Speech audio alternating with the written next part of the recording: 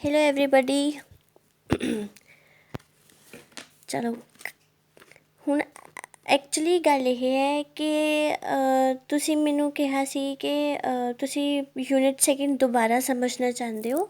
ਸੋ ਹਾਂਜੀ ਠੀਕ ਹੈ। ਸੋ ਸਾਡਾ ਇਹੀ ਕੋਸ਼ਿਸ਼ ਰਹੇਗੀ ਕਿ ਅਸੀਂ ਥੋੜ੍ਹਾ ਯੂਟਿਊਬ ਚੈਨਲ ਮਤਲਬ ਯੂਟਿਊਬ ਲੈਕਚਰਸ ਦੇ ਥਰੂ ਹੀ ਅਸੀਂ ਆਪਣੇ ਇਸ ਯੂਨਿਟ ਨੂੰ ਕਵਰ ਕਰ ਲਈਏ। ਬਹੁਤ ਈਜ਼ੀ ਯੂਨਿਟ ਹੈ, ਠੀਕ ਹੈ।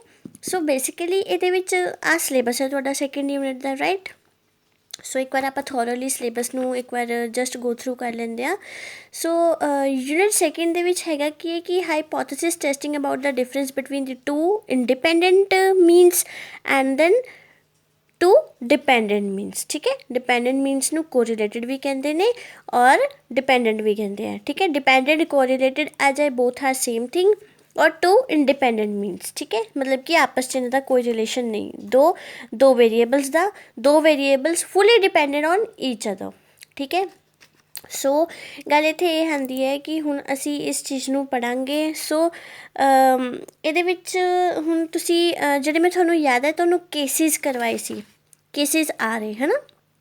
ਸੋ how to determine the significance of difference between the two means.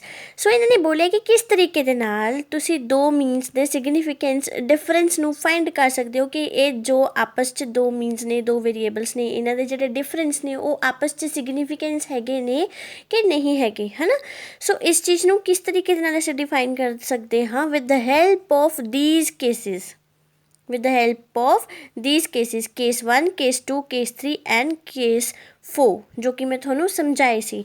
ਸੋ ਮੈਂ ਤੁਹਾਨੂੰ ਇਹਦੇ ਵਿੱਚ ਇੱਕ ਇਹ ਵੀ ਚੀਜ਼ ਦੱਸ ਦੇਣਾ ਚਾਹੁੰਦੀ ਹਾਂ, ਅਗਰ ਤੁਸੀਂ ਇਹਨਾਂ ਕੇਸਿਸ ਨੂੰ ਨਹੀਂ ਧਿਆਨ 'ਚ ਦੇਣਾ ਚਾਹੁੰਦੇ ਨਾ, ਮੈਂ ਤੁਹਾਨੂੰ ਕੇਸਿਸ ਵਾਈਜ਼ ਤਾਂ ਸਮਝਾਇਆ ਸੀ ਕਿਉਂਕਿ ਹਰ ਇੱਕ ਚੀਜ਼ ਦੀ ਇਨ ਡੈਪਥ ਸਟੱਡੀ ਔਰ ਇਨ ਡੈਪਥ ਮਤਲਬ ਇੱਕ ਕਿਸੇ ਵੀ ਟੋਪਿਕ ਨੂੰ ਇਨ ਡੈਪਥ ਪੜ੍ਹਨਾ is most important rather then ਦੀ ਉਹਨੂੰ ਉੱਪਰੋਂ ਪੜ੍ਹ ਲੈਣਾ, ਠੀਕ ਹੈ। ਸੋ ਜਿਹੜਾ ਤੁਸੀਂ ਟੀ ਟੈਸਟ ਹੁਣ ਤੱਕ ਲਗਾਉਂਦੇ ਆ ਰਹੇ ਹੋ ਹੈ ਨਾ, ਤੁਸੀਂ ਇੱਕ ਗੱਲ ਮੈਂ ਤੁਹਾਨੂੰ ਇਹ ਵੀ ਦੱਸ ਦਿੰਦੀ ਹਾਂ, ਜਿਵੇਂ ਤੁਹਾਨੂੰ ਰਵਨੀਤ ਮੈਮ ਨੇ ਫਸਟ ਯੂਨਿਟ ਦੇ ਵਿੱਚ ਕਰਵਾਇਆ ਹੈ ਨਾ, ਅਤੇ ਤੁਸੀਂ ਉਹ ਸਭ ਚੀਜ਼ਾਂ ਨੂੰ ਯਾਦ 'ਚ ਰੱਖਣੀ ਹੈ। ਉਹ ਸਭ ਚੀਜ਼ਾਂ ਨੂੰ ਯੂਨਿਟ ਫਸਟ ਨੂੰ ਯਾਦ ਵਿੱਚ ਰੱਖਣਾ ਹੈ। ਕਿਉਂਕਿ ਉਹ ਸਭ ਚੀਜ਼ਾਂ ਬੇਸ ਨੇ ਇਸ ਯੂਨਿਟ ਦਾ, ਠੀਕ ਹੈ। ਸੋ ਤੁਸੀਂ ਕਰਨਾ ਕੀ ਹੈ, ਹੁਣ ਜਿਵੇਂ ਇੱਥੇ ਲਿਖਿਆ ਹੋਇਆ ਨਲ ਐਂਡ ਅਲਟਰਨੇਟਿਵ ਹਾਈਪੋਥੇਸਿਸ, ਰਾਈਟ। ਹੁਣ ਇੱਥੇ ਇਹ ਗੱਲ ਨਹੀਂ ਹੈ ਕਿ ਤੁਹਾਨੂੰ ਜਿਹੜੇ ਕੁਐਸ਼ਚਨਸ ਨੇ, ਹੁਣ ਮੈਨੂੰ ਕੋਈ ਆਈਡੀਆ ਨਹੀਂ ਹੈ ਕਿ ਤੁਹਾਨੂੰ ਕੁਐਸ਼ਚਨਸ ਕਿਸ ਤਰੀਕੇ ਦੇ ਨਾਲ ਆ ਸਕਦੇ, ਨਾ ਹੀ ਮੈਂ ਕਿਉਂਕਿ ਲਾਇਬ੍ਰੇਰੀ ਵੀ ਓਪਨ ਨਹੀਂ ਹੈਗੀ, ਨਹੀਂ ਤਾਂ ਮੈਂ ਇੱਕ ਵਾਰ ਜਾ ਕੇ ਦੇਖ ਸਕਦੀ ਕਿ ਕਿਸ ਤਰੀਕੇ ਦੇ ਲਾਸਟ ਟਾਈਮ ਦੇ ਕੁਐਸ਼ਚਨਸ ਕਿਸ ਤਰੀਕੇ ਦੇ ਆਏ ਹੋਏ ਸੀਗੇ।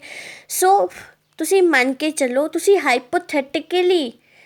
ਹਾਈਪੋਥੈਟਿਕਲੀ ਕੁਛ ਵੀ ਲਿਖ ਕੇ ਆ ਸਕਦੇ ਹੋ ਇਸ ਯੂਨਿਟ ਦੇ ਵਿੱਚ, ਅਗਰ ਤੁਹਾਨੂੰ ਨਲ ਐਂਡ ਅਲਟਰਨੇਟਿਵ ਹਾਈਪੋਥੇਸਿਸ ਦੇ ਬਾਰੇ ਪਤਾ ਹੈ, ਇਹਨਾਂ ਦੀ ਪ੍ਰੋਪਰਟੀਜ਼ ਬਾਰੇ ਪਤਾ ਹੈ, ਇੰਡੀਪੈਂਡੈਂਟ ਮੀਨਸ ਬਾਰੇ ਪਤਾ ਹੈ ਔਰ ਟੂ ਇੰਡੀਪੈਂਡੈਂਟ ਕੋਰਿਲੇਟਿਡ ਮੀਨਸ ਬਾਰੇ ਪਤਾ ਹੈ, ਪਲੱਸ ਤੁਹਾਨੂੰ ਇੰਨਾ ਪਤਾ ਹੈ ਕਿ ਟੀ ਟੈਸਟ ਨਿਕਾਲਣਾ ਕਿੱਦਾਂ ਹੈ, ਠੀਕ ਹੈ।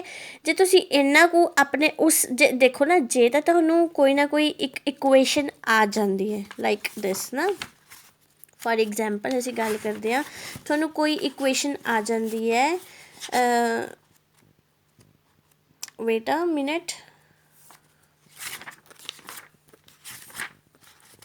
ਸੁਪੋਜ਼ ਕਰੋ ਕੋਈ ਤੁਹਾਨੂੰ ਇੱਦਾਂ ਦੀ ਨਾ ਹਾਂ ਇੱਦਾਂ ਦੀ ਕੋਈ ਇੱਦਾਂ ਦਾ ਕੋਈ ਸਮ ਆ ਜਾਂਦਾ, ਫਿਰ ਤਾਂ ਤੁਹਾਨੂੰ ਦੇਖਣਾ ਪਏਗਾ ਕਿ ਇਹ ਜਿਵੇਂ ਫੋਰ ਐਗਜ਼ਾਮਪਲ ਹੈ, ਇਹ ਜੋ ਵੀ ਇਕੁਏਸ਼ਨ ਲਿਖੀ ਹੈ ਇਹ ਮੇਰੇ ਟੀ ਟੈਸਟ ਕੋਰਿਲੇਟਿਡ ਨੂੰ ਜਾ ਰਹੀ ਹੈ ਕਿ ਇਹ ਮੇਰਾ ਟੀ ਟੈਸਟ ਇੰਡੀਪੈਂਡੈਂਟ ਮੀਨ ਨੂੰ ਜਾ ਰਹੀ ਹੈ। ਇਹ ਚੀਜ਼ ਨੂੰ ਤੁਸੀਂ ਫਸਟ ਆਫ ਆਲ ਫੋਕਸ ਕਰਨਾ ਹੈ। ਦੈਨ ਤੁਸੀਂ ਆਪਣੇ ਸਮ ਨੂੰ ਕਰਕੇ ਇਕੁਏਸ਼ਨ ਨੂੰ ਹਾਈਪੋਥੇਸਿਸ ਲੈ ਲੈਣਾ ਸਭ ਤੋਂ ਪਹਿਲੇ ਆਪਣਾ, ਦੈਨ ਉਸ ਤੋਂ ਬਾਅਦ ਇਹ ਸਮ ਨਿਕਾਲਣਾ, ਦੈਨ ਇਹਦੀ ਇੰਟਰਪ੍ਰੀਟੇਸ਼ਨ ਦੇ ਕੇ ਤੁਸੀਂ ਇਸ ਸਮ ਨੂੰ ਖ਼ਤਮ ਕਰਕੇ ਆ ਜਾਣਾ ਹੈ। ਇੱਕ ਤਾਂ ਇਹ ਤਰੀਕਾ ਹੁੰਦਾ ਹੈ ਸਮ ਨੂੰ ਕਰਨ ਦਾ, ਜੇ ਤੁਹਾਨੂੰ ਇੱਦਾਂ ਇਕੁਏਸ਼ਨਸ ਦਿੱਤੀਆਂ ਹੋਣ, ਹੈ ਨਾ। ਪਰ ਕਦੇ ਇੱਦਾਂ ਵੀ ਹੋ ਜਾਂਦਾ ਇਕੁਏਸ਼ਨਸ ਨਾ ਦਿੱਤੀਆਂ ਹੋਣ, ਫਿਰ ਕੀ ਕਰਾਂਗੇ ਆਪਾਂ, ਹੈ ਨਾ।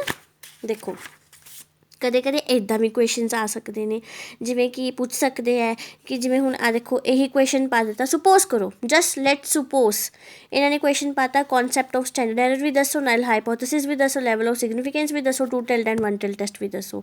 ਦੈਨ ਤੁਸੀਂ ਕੀ ਕਰੋਗੇ, ਤੁਸੀਂ 6 ਪੇਜਿਸ ਦਾ ਇੱਕ ਕੁਐਸ਼ਨ ਬਣਾ ਕੇ ਆਉਂਦੇ ਹੋ ਲੌਂਗ ਕੁਐਸ਼ਨ, ਤਾਂ ਤੁਸੀਂ 6 ਪੇਜਿਸ 'ਚ ਇਹਨਾਂ ਨੂੰ ਸਾਰਿਆਂ ਨੂੰ ਡਿਵਾਈਡ ਕਰ ਦੋਗੇ ਔਰ ਤੁਸੀਂ ਆਪਣੇ ਬਹੁਤ ਅੱਛੇ ਮਾਰਕਸ ਇਹਦੇ ਵਿੱਚ ਗੇਨ ਕਰ ਲਓਗੇ। ਇੱਕ ਤਾਂ ਇਸ ਤਰੀਕੇ ਦੇ ਨਾਲ ਵੀ ਹੋ ਸਕਦਾ ਹੈ ਨਾ।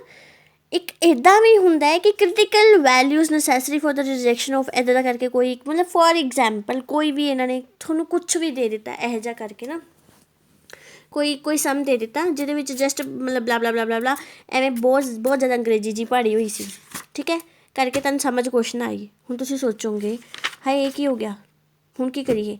ਕਰਨਾ ਕੁਛ ਨਹੀਂ ਹੈ ਡੀਅਰ, ਉੱਥੇ ਤੁਸੀਂ ਕਰਨਾ ਕੀ ਹੈ, ਪਹਿਲੇ ਤਾਂ ਮੇਨ ਚੀਜ਼ਾਂ ਕੱਢ ਲੈਣੀਆਂ ਉਹਨਾਂ ਦੇ ਵਿੱਚੋਂ ਕਿ ਅੱਛਾ null hypothesis, standard error, level of significance ਇਹ ਪੁੱਛਿਆ ਗਿਆ, ਤੁਸੀਂ ਉਹਨਾਂ ਨੂੰ ਐਕਸਪਲੇਨ ਕਰ ਦੇਣਾ। ਪਲੱਸ ਤੁਹਾਡੀ ਫ੍ਰੀ ਵਿਲ ਹੈ ਜੋ ਕਿ ਮੈਂ ਤੁਹਾਨੂੰ ਦੱਸਿਆ ਸੀ ਕਿ ਤੁਸੀਂ ਗਾਈਸ ਕਰਨਾ ਕੀ ਹੈ, ਸਮਰੀ ਰੱਟ ਲੈਣੀ ਹੈ। Summary, this is the best option, best option how to do your equation, whether you have to know about how to write independent means and dependent means। ਤੁਹਾਨੂੰ ਇੰਨਾ ਪਤਾ ਹੈ ਕਿ ਤੁਸੀਂ ਇੰਡੀਪੈਂਡੈਂਟ ਮੀਨਸ ਔਰ ਡਿਪੈਂਡੈਂਟ ਮੀਨਸ ਬਾਰੇ ਕਿਸ ਤਰੀਕੇ ਦੇ ਨਾਲ ਲਿਖਣਾ ਹੈ, ਬਟ ਇਕੁਏਸ਼ਨ ਤੁਹਾਨੂੰ ਇੱਦਾਂ ਦੀ ਨਹੀਂ ਆਉਂਦੀ ਹੈ ਨਾ, ਇਕੁਏਸ਼ਨ ਤੁਹਾਨੂੰ ਇੱਦਾਂ ਦੀ ਨਹੀਂ ਆਉਂਦੀ। ਸੋ ਤੁਸੀਂ ਕੀ ਕਰਨਾ ਹੈ, ਉਸ ਟਾਈਮ 'ਤੇ ਇਕੁਏਸ਼ਨ ਹਾਈਪੋਥੈਟਿਕਲੀ ਅਜ਼ਿਊਮ ਕਰਕੇ ਕਿਸੇ ਵੀ ਇੱਕ ਜਾਂ ਦੋ ਕੀ ਕਹਿੰਦੇ ਨੇ ਹਾਈਪੋਥੈਟਿਕਲੀ ਕਿਸੇ ਵੀ ਇੱਕ ਜਾਂ ਦੋ ਮੀਨ ਨੂੰ ਡਿਫਾਈਨ ਕਰਕੇ ਆ ਸਕਦੇ ਹੋ। ਚਾਹੇ ਤੁਸੀਂ ਇੰਡੀਪੈਂਡੈਂਟ ਮੀਨ ਦੇ ਅਕੋਰਡਿੰਗ ਆਪਣਾ ਹਾਈਪੋਥੈਟਿਕਲੀ ਇੱਕ ਇਕੁਏਸ਼ਨ ਡਰੋ ਕਰਕੇ ਕੁਛ ਵੀ ਲਿਖਾਓ, ਚਾਹੇ ਤੁਸੀਂ ਉੱਥੇ ਡਿਪੈਂਡੈਂਟ ਮੀਨ ਦੇ ਅਕੋਰਡਿੰਗ ਕੋਈ ਵੀ ਇਕੁਏਸ਼ਨ ਡਰੋ ਕਰੋ, ਦੈਨ ਉੱਥੇ ਅਕੋਰਡਿੰਗ ਕੁਛ ਵੀ ਲਿਖਾਓ। ਜਾਂ ਸਭ ਤੋਂ ਬੈਸਟ ਆਪਸ਼ਨ ਹੈ, ਨਹੀਂ ਕੁਛ ਆ ਰਿਹਾ, ਕੁਛ ਵੀ ਸਮਝ ਨਹੀਂ ਆ ਰਿਹਾ ਕੀ ਲਿਖਿਆ ਪੇਪਰ ਦੇ ਵਿੱਚ, ਕੀ ਆਇਆ, ਉੱਥੇ ਆਪਣੀ ਸਮਰੀ ਲਿਖ ਕੇ ਆ ਜਾਓ। ਸਮਰੀ ਤੁਹਾਨੂੰ ਬਹੁਤ ਅੱਛੇ ਤਰੀਕੇ ਦੇ ਨਾਲ ਉਸ ਟਾਈਮ ਬਚਾ ਸਕਦੀ ਹੈ, ਬਿਕੋਜ਼ ਤੁਸੀਂ ਇੱਕ ਕਰਕਸ ਹੈ ਜੋ ਅਸੀਂ ਸਭ ਕੁਝ ਪੜ੍ਹਨਾ ਹੈ ਨਾ ਇਸ ਬੁੱਕ ਦੇ ਵਿੱਚ, ਇਹ ਉਸ ਸਾਰੀ ਚੀਜ਼ ਦਾ ਕਰਕਸ ਹੈ। ਸੋ ਤੁਸੀਂ ਇਹ ਚੀਜ਼ ਨਹੀਂ ਕਰ ਸਕਦੇ। ਮੈਂ ਤੁਹਾਨੂੰ ਇੱਕ ਫੰਡਾ ਦੱਸ ਰਹੀ, ਇੱਕ ਟ੍ਰਿਕ ਦੱਸ ਰਹੀ ਹਾਂ ਕਿ ਕਿਸ ਤਰੀਕੇ ਦੇ ਨਾਲ ਕਿ ਤੁਸੀਂ ਆਪਣਾ ਸੈਕਿੰਡ ਯੂਨਿਟ ਅਟੈਂਪਟ ਕਰਕੇ ਆਉਣਾ। ਦੇਖੋ ਪਹਿਲੀ ਚੀਜ਼ ਮੈਂ ਤੁਹਾਨੂੰ ਦੱਸੀ, ਜਾਂ ਤਾਂ ਤੁਹਾਨੂੰ ਇਸ ਤਰੀਕੇ ਦੇ ਕੁਐਸ਼ਨ ਆ ਸਕਦੇ, ਫਿਰ ਤਾਂ ਤੁਹਾਨੂੰ ਪਤਾ ਹੀ ਹੈ ਕਿ ਤੁਸੀਂ ਆਪਣਾ ਇਕੁਏਸ਼ਨ ਨੂੰ ਸੋਲਵ ਕਰਨਾ ਹੈ, ਜਾਂ ਤਾਂ ਤੁਹਾਨੂੰ ਇੱਦਾਂ ਦੇ ਕੁਐਸ਼ਨ ਆ ਸਕਦੇ ਨੇ ਜਿਹਦੇ ਵਿੱਚ ਤੁਹਾਨੂੰ ਕੁਛ ਥਿਓਰੈਟੀਕਲ ਬੇਸਿਸ ਕੁਐਸ਼ਨਸ ਪੁੱਛੇ ਹੋਣਗੇ, ਹੋਏਗਾ ਇੱਦਾਂ ਹੀ, ਚੋਇਸ ਤਾਂ ਹੋਏਗੀ ਸੈਕਿੰਡ ਯੂਨਿਟ ਦੇ ਵਿੱਚ, ਜਾਂ ਤਾਂ ਥਿਓਰੈਟੀਕਲ ਬੇਸਿਸ, ਇੱਕ ਥਿਓਰੈਟੀਕਲ ਬੇਸਿਸ ਹੋਏਗਾ, ਇੱਕ ਪ੍ਰੈਕਟੀਕਲ ਬੇਸਿਸ ਹੋਏਗਾ, ਠੀਕ ਹੈ ਨਾ। ਇੱਕ ਤੁਸੀਂ ਸਮ ਨੂੰ ਸੋਲਵ ਕਰਨਾ ਹੋਏਗਾ, ਦੈਨ ਇੱਕ ਤੁਸੀਂ ਹਾਈਪੋਥੈਟੀਕਲੀ ਕੋਈ ਵੀ ਸਮ ਕਰਨਾ ਹੋਏਗਾ, ਇਹ ਤਾਂ ਡੈਮ ਸ਼ੋਰ ਹੈ ਨਾ। ਸੋ ਹੁਣ ਇੱਕ ਇਹੋ ਜਿਹਾ ਸਮ ਹੋਏਗਾ, ਇੱਕ ਇਹੋ ਜਿਹਾ ਸਮ ਹੋਏਗਾ, ਪਲੱਸ ਇੱਕ ਹੋਰ ਅਜ਼ਿਊਮ ਕਰਕੇ ਚੱਲਦੇ ਹਾਂ ਕਿ ਕੁਛ ਇਹੋ ਜਿਹਾ ਸਮ ਆ ਗਿਆ ਜਿਸ ਵਿੱਚ ਤੁਹਾਨੂੰ ਕੁਝ ਸਮਝ ਨਹੀਂ ਆ ਰਹੀ ਔਰ ਤੁਹਾਨੂੰ ਸਿਰਫ ਇੰਨਾ ਸਮਝ ਆ ਰਿਹਾ ਕਿ ਇੱਥੇ ਨਲ ਹਾਈਪੋਥੇਸਿਸ ਪੁੱਛਿਆ ਗਿਆ ਹੈ ਨਾ, ਇਹਨਾਂ ਨੇ ਇੰਡੀਪੈਂਡੈਂਟ ਡਿਪੈਂਡੈਂਟ ਇੱਦਾਂ ਦਾ ਕੁਛ ਲਿਖਿਆ ਹੋਇਆ ਹੈ। ਡੀਅਰ ਉੱਥੇ ਤੁਸੀਂ ਕੀ ਕਰਨਾ ਹੈ, ਉੱਥੇ ਤੁਸੀਂ ਸਾਰਿਆਂ ਨੇ ਕਰਨਾ ਕੁਛ ਨਹੀਂ, ਉੱਥੇ ਤੁਸੀਂ ਸਮਰੀ ਝੜ ਕੇ ਆ ਜਾਣੀ ਹੈ, ਬਸ ਸਮਰੀ ਔਰ ਇੱਕ ਅੱਧਾ ਮੀਨ ਦਾ ਕੋਈ ਵੀ ਇਕੁਏਸ਼ਨ ਲੈ ਕੇ ਤੁਸੀਂ ਉਹਨੂੰ ਹਾਈਪੋਥੈਟਿਕਲੀ ਅਜ਼ਿਊਮ ਕਰਕੇ ਆਪਣੇ ਵੱਲੋਂ ਰਕਮਾਂ ਨੂੰ ਲਿਖ ਕੇ ਉਸ ਚੀਜ਼ ਨੂੰ ਕੀ ਕਰਨਾ ਹੈ, ਉੱਥੇ ਤੁਸੀਂ ਆਪਣੇ ਮਤਲਬ ਪੇਪਰ ਦੇ ਵਿੱਚ ਲਿਖ ਕੇ ਆ ਜਾਣਾ। ਸੋ ਇਹ 3 ਟ੍ਰਿਕਸ ਜੋ ਮੈਂ ਤੁਹਾਨੂੰ ਦੱਸੀਆਂ ਨੇ, ਤੁਸੀਂ ਪਹਿਲੇ ਇਸ ਚੀਜ਼ ਨੂੰ ਸਮਝ ਲਓ, ਠੀਕ ਹੈ। ਇੱਦਾਂ ਕਰ ਲਓ, ਚਾਹੇ ਇੱਦਾਂ ਸਮ ਆਏਗਾ ਜਾਂ ਫਿਰ ਸਮਰੀ ਲਿਖ ਕੇ ਪਲੱਸ ਕੇਸਿਸ, ਕੋਈ ਵੀ ਇੱਕ ਅੱਧੇ ਕੇਸ ਨੂੰ ਤੁਸੀਂ ਐਕਸਪਲੇਨ ਕਰਕੇ ਹਾਈਪੋਥੈਟਿਕਲੀ ਆ ਸਕਦੇ ਹੋ। ਸੋ ਆਈ ਹੋਪ ਗਾਈਜ਼ ਤੁਹਾਨੂੰ ਇੰਨੀ ਚੀਜ਼ ਤਾਂ ਸਮਝ ਆ ਗਈ ਹੋਏਗੀ, ਠੀਕ ਹੈ।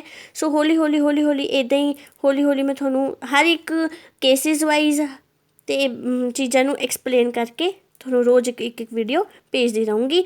ਔਰ ਪਲੀਜ਼ ਗਾਈਜ਼ ਆਪਣੇ ਪੁਰਾਣੇ ਨੋਟਸ ਸਾਹਮਣੇ ਰੱਖ ਕੇ ਇੱਕ ਵਾਰ ਮੈਂਟਲੀ ਪ੍ਰੀਪੇਅਰ ਹੋ ਜਿਓ ਕਿ ਹਾਂਜੀ ਤੁਸੀਂ ਹੁਣ ਸੈਕਿੰਡ ਯੂਨਿਟ ਕਰਨਾ ਹੈ, ਠੀਕ ਹੈ। So thank you so much, bye bye, take care.